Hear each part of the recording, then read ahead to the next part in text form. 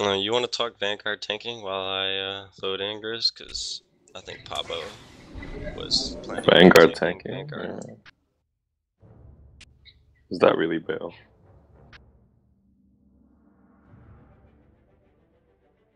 Yo, what's up? Oh boy. Oh, young man. Hello, You be everyone. asking about Vanguard tanking. This is Bale. He's also on our rank team. If you didn't know, he's a member of the Back Rocket Bastards and plays with us on a regular basis. He can help anyone out with Vanguards and Shadow DPS, and he's also plays Commando. He also tanks. Yeah. Awesome. Thanks for coming in, man. I think you Yeah, were no in a problem, couple dude. matches with us, Bale. Was that yesterday? 2 days ago, maybe? We won them, if that means anything. It was unranked stuff. I'm on Sindle's now. He's Sindel just probably thinking I carried haven't me. lost a match in 3 years. Of course we won. You guys any specific questions you'd like to ask? Someone mentioned something about Vanguard tanking. We talked about it earlier. I think we only have. I think it would just be Clue. I don't know if he has any questions on it or not per se, but if you want to touch on like some of the cornerstone stuff for Vanguard taking in PvP. And how to deal with Vanguard tanks or power tanks. Alrighty. First thing I'll talk about is the gearing aspect of it. The one thing about a Vanguard tank that you want to know is that it utilizes a lot of shielding. Like that will be your prime stat, as long as you balance your defense and absorption rating. So what I mean by this, for example, is if you think about the top tier, not the top tier, the ability called Energy Blast, where it gives you 25 absorption. If you balance your shield enough that you could build more absorption stacks with the Vanguard tank, that's kind of how you want to try to like think about your gearing, like with relative to how your discipline works. When you're tanking, for example, like in arenas, one advice I'll definitely give you is know that you always have to like. Biggest important thing I'll stress out mostly is you always want to guard swap, but you also want to watch your position in ranked, because if you take things, if you're slack on tanking and you're not quick to tank swap, you don't do these fast things that can be very crucial to your group, somebody can get global in about 3 seconds, and Sindel can tell you all about that. Yeah. I was just giving a general review, but I think the best thing for me to say is like when it comes to tanking, the first thing I would say is to do a lot of reg matches, get comfortable with guard swapping and taunting off of DPS. The one thing as a tank you want to consider is you want to make sure that you're that type of player that's harassing the enemy team and really putting pressure on them. As a Vanguard tank, I think you're the tank that has possibly the highest DPS of all the tanks, I think. Yes. And Most your definitely. Ion Storm just puts a significant amount of pressure on the enemy team. Plus, you have slows, you have that OP trauma debuff.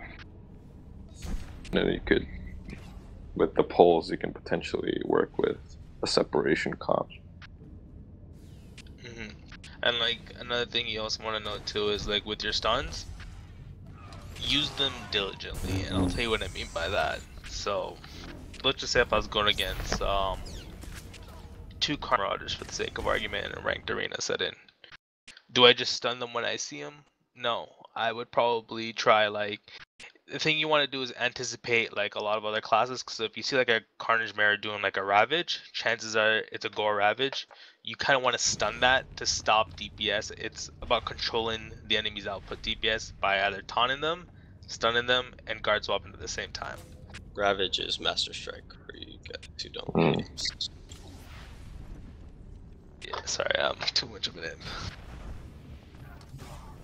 But I think the biggest thing, like the biggest important thing, at least when it comes to tanking, specifically Vanguard tanking, is you want to always control your enemy. You know, when you have like your riot gas, try to place it, you know, somewhere on your healer. or like wherever it's gonna do the most effectiveness. So like if your healer's being tunneled by, for example, a DPS that deals a lot of white damage, like Gunslingers, Carnage Mirrors, Vengeance Juggernauts, and just those are the few off the top of my head. Applying your right gas to them nerfs their damage significantly because they can barely hit the healer.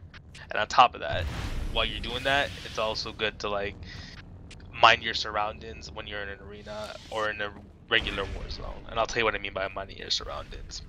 So I used to do some AP8 ranked when it first came out.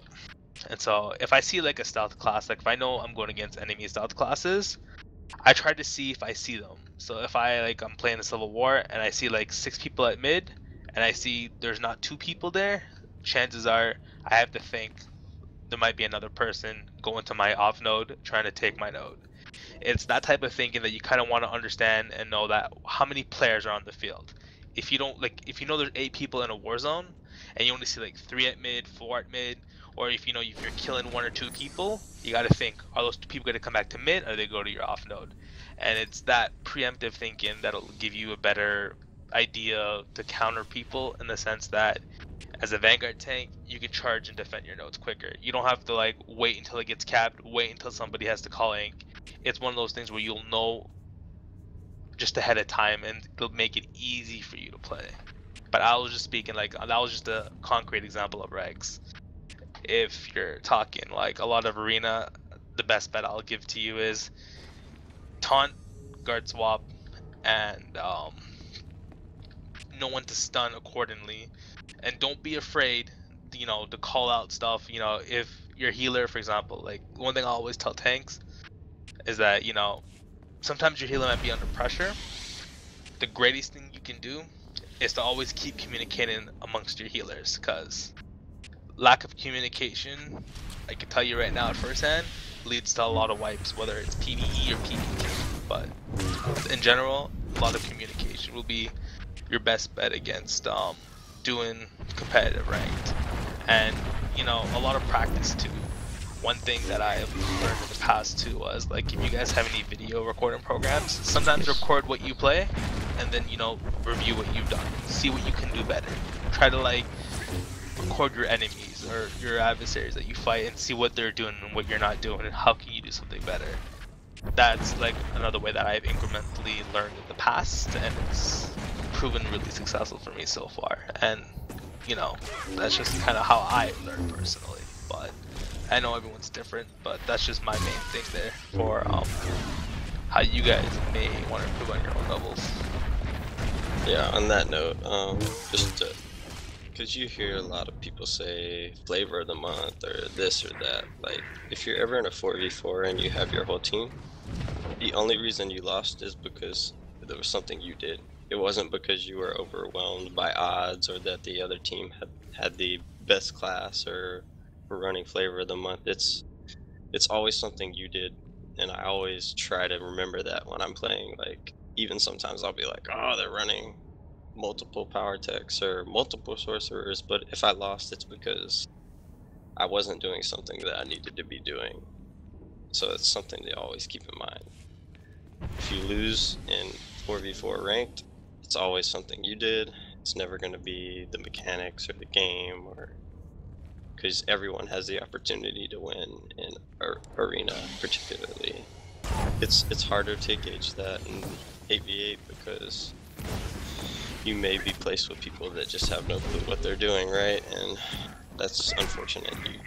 You can't mitigate that factor if they're only spamming hammer shot the whole time and not using any of their other abilities. There's a good chance you're not going to have a lot of success with that person being on your team. But we like to say a thing in our guild, and it's carry harder. So if we have people like that, that just means we have to play even harder to try to mitigate that person being on our team. We try to refrain from blaming our losses on other people, and try to keep the focus on ourselves and what we can do better. I think that's what Bale's getting at. User disconnected from your channel.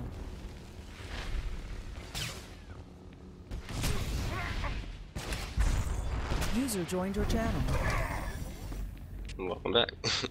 Yeah, to run as admin, but yeah, what Sindel said. You can hear me, right? Yeah, we can hear you. Yeah. Does anybody Okay. else have any other general questions? Sorry if we're quiet. I'm just really listening, thinking through what you guys are talking about. Does anybody else have any questions for me? Shadow specific. Okay, are we talking DPS or tanking? Tank. Okay.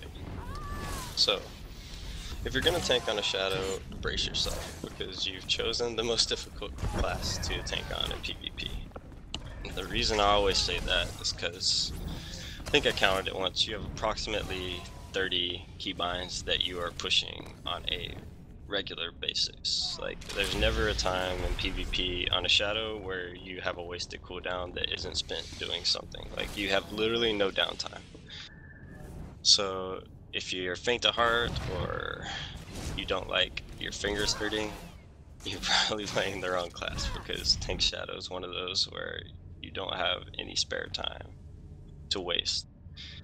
Your class is heavily dependent on your ability activation. Your key component to not getting globaled is keeping kinetic ward active, which is your shield chance increase. If you find yourself without kinetic ward, then hopefully you're really busy doing something else, or the team's not that big of a threat to where you're doing more DPS than you are tanking. But that's your key component to remember, is always keep kinetic ward active and get in the habit of doing that and maintaining kinetic ward whenever you can. So basically off of cooldown, I try to use that every 15 seconds. Because it has 15 charges, and there's a potential, if you're getting focused and you're taking guard damage, that every second you are consuming one of those charges, so you want to reapply it immediately. You get more So- with the signals, don't you? Yes. So, do you recommend, even though tank spec does have like power or surge enhancements? Things Yes. Like that, or The benefit all depends on the composition of your team, though. So if you're running a team that's going to be heavily burst dependent, you want to take a tank that's going to be able to help augment your damage output, in which case it would be beneficial to run a tank that has the ability to put out the most damage. So you're either going to run a Vanguard tank, or you're going to run a Guardian or a Shadow tank with DPS gear. Some DPS gear at least. If you're a Shadow tank and you're running full DPS gear, you're going to be a wet noodle.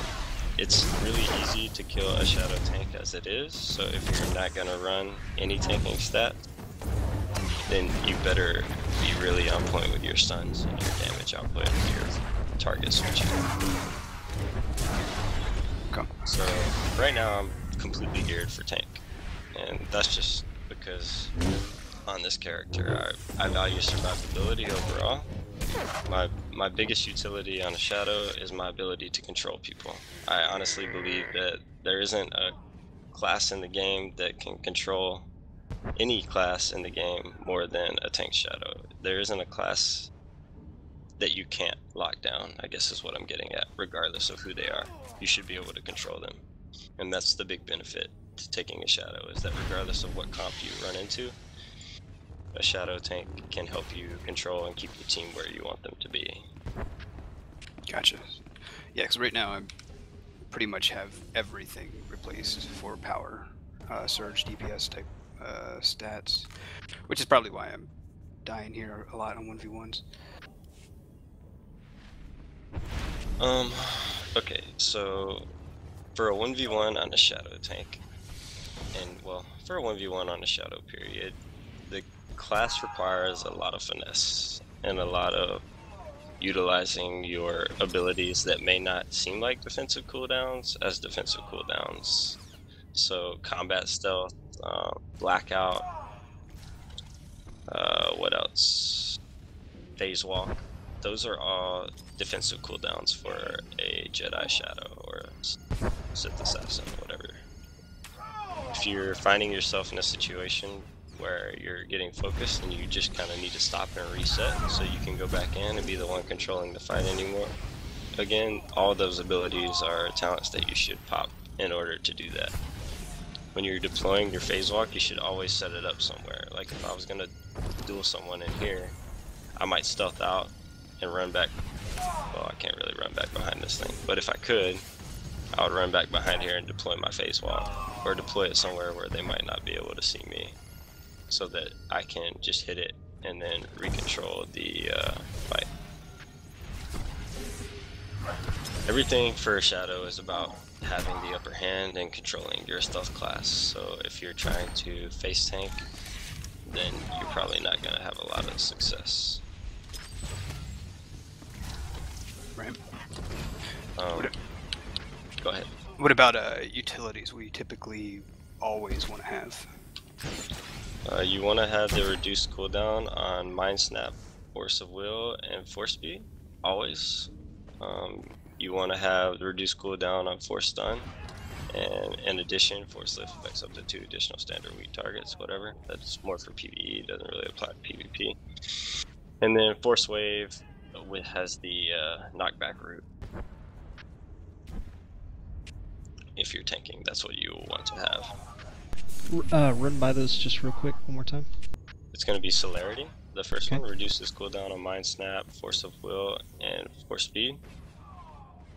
The benefit to that is Force of Will is your CC breaker. Right. It will take it from 2 minutes to 1.5 minutes, which is important for a tank because you want to have that off of cooldown as soon as possible in a long fight. Because it's important for you to be able to break your CC and get your guard back into the fight on who you need to have it on. The next one I take is always the reduced cooldown on Force Stun. Because like I said earlier, your biggest ability is your multiple stuns and the ability to employ them quickly on reduced cooldowns. So having that at 50 seconds as opposed to 1 minute is crucial. That totally makes sense because I haven't been taking that utility point. And then the knockback route is amazing. Everyone you knock back is rooted. They stand in place. Yeah, and your Force Wave can hit so many people if you use it properly. And in a 4v4, it's crucial because you can effectively knock back their whole team and root them, and they'll just stand there and not be able to do anything. Unless they're ranged, then they can cast whatever range ability they have. But so that's a key part of your control right there are those 3 things. Having your CC break up so you can guard swap. Having Force Stun on 50-second cooldown as opposed to 1 minute, and then having your knockback route. Okay. What about, so Shadowy Veil you tend to avoid, Lambest I can understand. What about Mental Defense, reduces all damage taken while stunned by 30%? As a tank, you shouldn't be too worried about damage taken, and no one's going to stun you to try to focus you down anyway. If they're stunning you, it's only because they don't want you to be guarding. Understood. Okay. So it's just kind of a wasted talent for you. I assume Fade is probably a definite take for cooldown on Blackout and Force Cloak. Which one is that? Fade. I don't take it as a tank because I'm not going to be stealthing out nearly as much as my team. Like as a shadow tank, you're not utilizing stealth that much. You should be out stunning and controlling the team. So that would be a better cooldown for a infiltration shadow, or a better take for an infiltration shadow, because he's constantly utilizing Blackout and Force Cloak. I take Mind Over Matter, which increases the duration of resilience by 2 seconds, and the duration of Force Speed by ½ a second. And I also take Force Speed grants egress, so if I'm ever rooted or anything, I can pop Force Speed to get right out of it and get back in guard range if that happens. Because some teams will try to separate you via pulling you and things like that, and if they pull you, some classes have a root on their pull, so you would want to pop Force Speed immediately and Just like with force push, if they force push you to try to separate you from the team, as soon as you're done with the actual push, you can pop force speed immediately and it pulls you right back. And for everybody else, there might be a delay to get up, but if you pop force speed, you get up immediately and get right back into the fight. Makes sense. What about, I've been playing with this one recently, nerve-wracking. It's under Masterful, top row all the way to the right. Targets controlled by your spinning kick or force stun take 5% more damage from all sources. That's a great ability if you're trying to supplement who is putting out damage, because you're not really going to benefit from that doing damage yourself. But let's say you notice that your team is trying to focus someone down, you can run up and quickly force kick them or force stun them, and they're taking 5% more damage. Right. But me personally, as a tank, my job is to control people, and I'm not really there to help them global people. That's their job as the DPS, and if they're not achieving that on their own, then they have work to do on their own regard. So with that being said, would you take something like Force Harmonics to reduce the cooldown of Force Wave? Or do you just drop down into the Heroic and take like Martial Prowess or Resilience? I wouldn't take Force Harmonic just because their abilities in the Heroic tree are a lot more important. And the ones I take depend on the teams that I'm facing. I always take Insta Force Lift because it's an insta stun.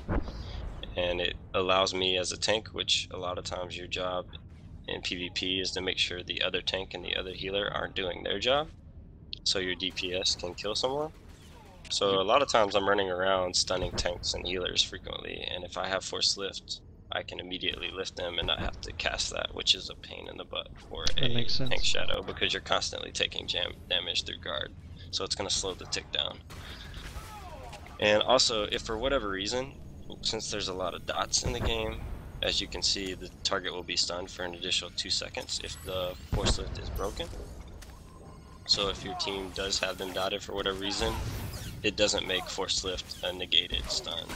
Vice, if you don't have force lift and the person you're trying to lift is dotted, then the stun's going to get broken immediately anyway, and it becomes nothing more than an interrupt and an instant resolve. So they just receive full resolve for an interrupt, basically. The other two that you should determine based on the team whether or not you're going to take is sturdiness, which makes you immune to stun, sleep, lift, and incapacitating effects while you activate deflection. That's important if you're going to have a team that's stun heavy and is going to have the ability to keep you stunned frequently, because you don't want to be stunned as a tank because you have to be able to guard swap quickly, as that's a huge part of mitigating damage for your team. The other one that you would consider taking is motion control, which makes Force Cloak increase your movement speed by 50%. Or no, I'm sorry, that's not the one you need to take. It's Cloak of Resilience, and activating Force Cloak grants 2 seconds of resilience. And it basically gives you a second cleanse and a second resilience, which is a great defensive cooldown. So if I am stunned, I can pop Force Cloak and get immediately out of the stun. It's basically another CC break. So you effectively have 3 CC breaks as a tank shadow if you go that route. You have your basic shroud or your basic resilience, which breaks stuns. Then you have Force Cloak, which will break stun, and then you have your actual CC breaker, which is Force of Will or whatever it's called. Okay. And is there like a typical rotation? Is it going to be similar outside of, you know, adding stuns and things like that, and similar to the PvE rotation? Do you even bother with cascading debris or? Yes, absolutely. At every point, you want to be trying to pressure your team. So if you're not stunning someone and you're not guard swapping, your job should be to be putting out damage. So you're constantly popping Force Breach, Slow Time, and Project. Outside of those 3 abilities, the only other thing you're really going to hit is Cascading Debris and Force Potency. Anytime Force Potency is up and you want to try to help your team burst someone down, you want to save it for that, because Cascading Debris hits like a Mack truck when you pop Force Potency, because it makes it auto crit. Right. Okay. So if it comes to a point like, hey, your DPS is telling you someone's almost dead, I'll grab that person's target, pop Force Potency, and pop Cascading Debris to kill that target immediately. And as you know, Cascading Debris also gives you your ticks of Shadowy Swelter or whatever it's called, that gives you damage reduction. So obviously the ability for a Master Strike to immobilize a target just does not work at all in PvP. It does. Oh, it works in PvP. It doesn't work on Shadows and Sages because they can force speed out of it. Everyone else, unless they have Hold the Line, is going to hate being hit with a Master Strike because they're kind of defenseless to it unless they have a knockback or something that can get them out of it. Okay. Day? I've just seen a lot of people smooth the run the hell out of it, like you're talking about getting behind or getting farther than 8 meters, and that's frustrating. Yeah, it's extremely frustrating, and it requires kind of a lot of setup on the part of a Guardian or a Marauder whenever they're choosing who they want to Master Strike or Ravage, because you can't afford not to get the full ability off because it's a huge part of your damage output, Indeed. particularly in Arena. But also on the flip side of that, if the team's good, they're never going to let you get it off. I mean, I will seldom let someone Master Strike anyone on my team if I'm taking. Rather mitigate the damage than have to waste the resources getting them back to full health from eating it. Well, do you think then that pretty much playing a Sentinel or Marauder is more or less worthless, like in PvP? That's about in 8v8, no. In 4v4, you just have to consider the mechanics of the game right now, and it may be more difficult to achieve success with a Sentinel or a Marauder than it would be another DPS. Okay, yeah, I'd about come to the conclusion that there's not even any sense whatsoever in messing with that, you know? They are getting some love though with the incoming patch, I believe, so I wouldn't completely lose hope, and there's still plenty of good Marauders and Sentinels that find success. I would say if you're going to play it though, I would stay away from Watchmen in PvP right now, just because there's just not a lot. Go for the AoE. Well, or combat for the burst. The problem with it right now is that Sentinel is a purely melee class, and it's a dot class, and your effectiveness as a dot class depends on your ability to spread your dots, and you're severely limited in that regard on a Marauder or a Sentinel. Okay.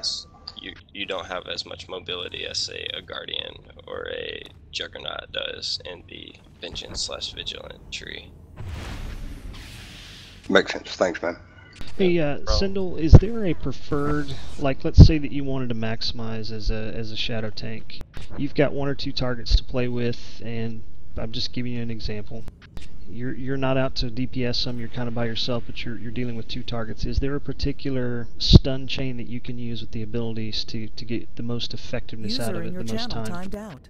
Yes. So if I'm dealing with 2 classes that are both, I'm just going to utilize DPS, for example, because let's say for whatever reason we do get behind. Yeah, you can demonstrate on me if you want. I won't attack. We're having problems. So my team, for whatever reason, and I would already be frustrated at this point, is behind in the fight, and I need to, instead of stunning the tank and healer, I need to stun the DPS. So I might switch my priority from stunning them to the DPS, and the first thing I would do would probably be to run out and pull that person away from the fight and speed back in. So you can see from when I pulled you to whenever I'm back in the fight, I timed my force speed to where I could pull you out and be immediately back in here to the action where I needed to be. And if I saw you come back in, I would just push you back out, and you're rooted out there again away from my team, not doing any damage. If I don't have that ability because they're on cooldown for whatever reason, I would stun you, and then I'll immediately run over and say he's there. I'd force stun him, and then wait. The thing you have to remember with stunning is that when they're stunned, they're not doing damage, so there's no reason to waste your taunts on them. So try not to taunt someone that's stunned, because they're not doing damage anyway, and it just wastes time on your taunt. Makes sense. You want to utilize your taunts on targets that you can't stun. That's why typically I'm taunting DPS and stunning tanks and healers. But if for whatever reason I'm stunning DPS, it's only because we're behind the 8 ball and my team's suffering. But you have so many stuns at your disposal, there's really... You really shouldn't run out of stuns. Like I said, you have Force Pull, you have Force Stun, you have your Knockback, you have Force Kick, and you have Insta-Lift. And you also have Force Slow, which can severely impact someone's ability to effectively DPS, because it's such a significant slow. Having your speed reduced by 50% is annoying in an arena, particularly. And then of course, Wither constantly, or slow time constantly, is slowing them. Also, real quick, as far as defensive stats, you basically want to get rid of all defense, right? And stay with shield. It's useless in PvP. So if you get to the point where you can min-max, remove defensive rating that's in your gear, and at that point I would replace it with Power Surge, because once you get the full tank set, which you're gonna want for the bonuses to it, you're going to want to replace defense with Power Surge, because it's a useless rating for you. So you're basically gonna put power mods into your gear where you have defense rating, and if you have a shield defense rating, you might want to consider putting a Power Surge enhancement there. Okay. Makes sense. Would you prioritize bringing shield absorb instead of shield defense? Yes. Okay. Always. So instead of replacing defense with absorb or shield, just go ahead and put Power Surge in. I would. Just because once you have the full tank set, you already received a significant amount of tanking ability, and you're going to have a good amount of shield inherently through your class buffs, whatever you want to call them, talents, perks, whatever. Because in your skill tree you receive a lot of enhancements to shield, and with kinetic ward constantly up, you have a really good shield chance regardless, and I don't think it's going to get much better than that, even with the stats that you might have. So I would maximize your pressure at that point by utilizing Power and Surge, because you have 2 AoE abilities that are constantly pressure abilities, essentially. You're popping Force Breach and Slow Time off of cooldown, which is putting pressure on their whole team if they're all being hit by it. And that's all damage that the healer has to take care of. If he doesn't take care of it, then he's neglecting his team. So, it's the same for mods too, right? You would, yes, if you wouldn't want to put absorb mods in. If you have defense mods, I would just replace them with power mods. Okay. I noticed you're using basically disconnected from your channel. The power relic, the Serapendicious Assault. Yes. Is that just for the extra power boost to help with yes, DPS? Just for the extra pressure damage, because like Grizz and Bale were saying earlier, you want to, as a tank, be able to help augment your team in pressure damage. And that's, when we say pressure, it means that you're spreading damage throughout everyone, because every tank has AoE abilities that they get benefits from using. The Guardian has an AoE that hits everyone if he has his warding strike up. The Shadow has slow time and force breach, and the Vanguard has Ion Storm, which is hitting as many. And Flame Sweep. And Flame Sweep, yeah. Or whatever it's called, Explosive Surge. Explosive Surge. And the Guardian has Force Smash, which he should be using off of cooldown if he can. Or Force Sweep, whatever it is. So it's important to try to fit in DPS gear when it makes sense. Once you feel like that you're not at a threat of getting just absolutely destroyed as a tank, you should move straight to power surge. Okay. Alright, any more questions on shadow tanks? Recommendation on augments? Good point. Endurance, always. Endurance is king for tanks. So the fortitudes, and that gives you power and endurance. Yes. Okay.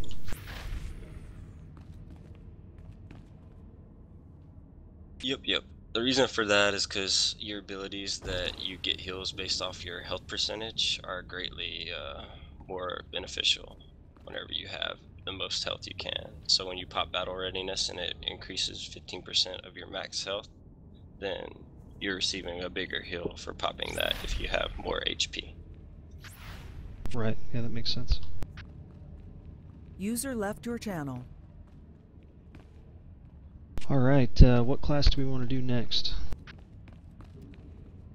Want to do, we have anybody that can do maybe Guardians? Antoine was asking for Guardians for a while. Okay. And Guardian tanks, that is.